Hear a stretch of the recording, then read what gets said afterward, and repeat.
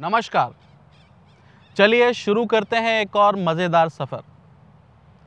क्या आपके साथ कभी ऐसा हुआ है कि कोई कहानी सुनते सुनते आपको उसकी लय में मज़ा आने लगा हो, या फिर कोई कविता सुनते सुनते आपको उसकी कहानी, उसका संदेश अच्छा लग गया हो? जी, कविता कहने के इसी अंदाज को किस्सा गोई कहा जाता है।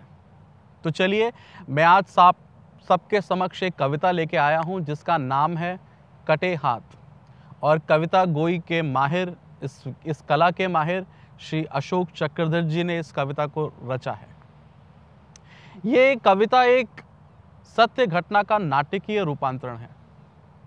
आशा करता हूँ ये कविता आपको अच्छी लगेगी, और कमेंट्स में मुझे ये भी बताइएगा कि आपको कविता अच्छी लगी, कहानी अच्छी लगी या संदेश। मैं शुरू करता हूँ। बगल में पोटली दबाए एक सिपाही थाने में घुसा और सहसा थानेदार को सामने पाकर सलूट मारा।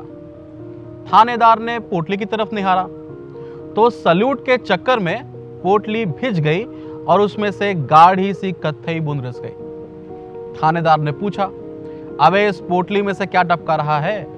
क्या कहीं से शरबत की बोतलें मारकर ला रहा है?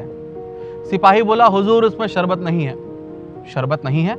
हद है, शरबत नहीं है तो क्या शहद है? सिपाही बोला, हुजूर इसमें शहद भी नहीं है। शहद भी नहीं है तो खून है क्या? अबे जल्दी बता, क्या किसी मुर्गे की गर्दन मरोड़ दी या किसी मेमने की टांग तोड़ दी? ऐसा है तो बहुत अच्छा है, पकाएंगे, हम भी खाएंगे और तुझे भी खिलाएंगे। सिपाही बोला, हुजूर न खा सकता हूँ न पका सकता हूँ, मैं तो बस आपको दिखा सकता हूँ। इतना कहकर जैसे ही उसने मेज पर वो पोटली खोली तो देखकर थानेदार की भी आत्मा डोली, क्योंकि उस पोटली में से निकले किसी नौजवान के दो कटे हुए हाथ। थानेदार ने पूछा, बता क्या है बात, ये क्या कलेश है? सिपाही बोला, हुजूर रेलवे लाइन एक्सीडेंट का केस है। एक्सीडेंट का केस है तो यहाँ क्यों लाया है? 20% बॉडी ले आया, 80% बॉडी कहाँ छोड़ आया है? सिपाही बोला, माई बाप, बंदा इसी बात पे तो शर्मिंदा है क्योंकि 80% बॉडी तो जिंदा है। पूरी लाश होती तो यहां क्यों लाता, वहीं उसका पंचनामा न बनाता। मगर हुजूर गजब बहुत बड़ा हो गया, वो तो हाथ कटवा कर खड़ा हो गया। रेल गुजर गई तो मैं दौड़ा, वो तो तना था मानिंदे हथौड़ा। मुझे देखकर मुस्कुराने लगा, अपनी ठूंठ बाहें हिला हिला कर बताने लगा, ले जा ये फालतू हैं, बेकार हैं। ले जा ये फालतू हैं, बेकार हैं, और बुला ले कहां पत्रकार हैं। मैं उन्हें बताऊंगा कि काट दिए किस लिए। इसलिए कि मैंने देखा है भूख और गरीबी का एक लंबा सिलसिला। 15 साल हो गए इन हाथों को कोई काम ही नहीं मिला। 15 साल हो गए इन हाथों को कोई काम ही नहीं मिला। इसलिए सोचा ये फालतू हैं, बेकार हैं, इन्हें काट दूं और इस सोए हुए जनतंत्र के आलसी पत्रकारों को लिखने के लिए एक प्लॉट दूं कि इन हाथों में 15 साल की रोजी रोटी की तलाश है। आदमी जिंदा है और ये उसकी तलाश की लाश है। आदमी जिंदा है और ये उसकी तलाश की लाश है। अरे उठा ले जा, कटवा के भी मैं तो जिंदा हूं, तो क्या मर गया? हुजूर इतना सुन के मैं तो डर गया। जिन है या भूत, मैंने किसी तरह खुद को साधा, हाथों को पोटली में बांधा, झटके से लाया और यहां चलाया।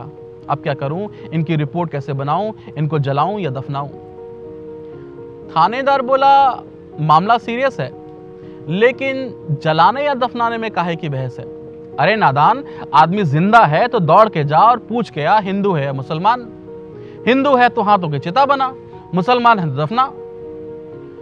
सिपाही बोला, हुजूर अब मुझे न भेजें, और इन हाथों को तो अब आप ही सहेजें। थानेदार घबरा गया, कटे हाथ देखकर चकरा गया। बोला, ऐसा कर, इन्हें किसी मेडिकल कॉलेज ले जा।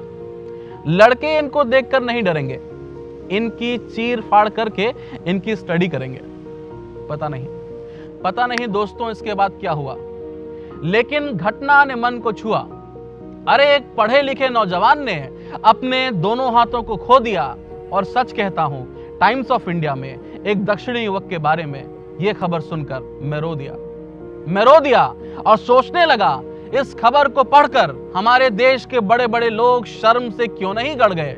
अरे आज आपकी ही कृपा से एक अकेले पेट के लिए 2 हाथ भी कम पड़ गए। वो उकता गया आपकी झूठी बातों, आपके झूठे वादों से, वरना वो क्या नहीं कर सकता था अपने इन 2 हाथों से।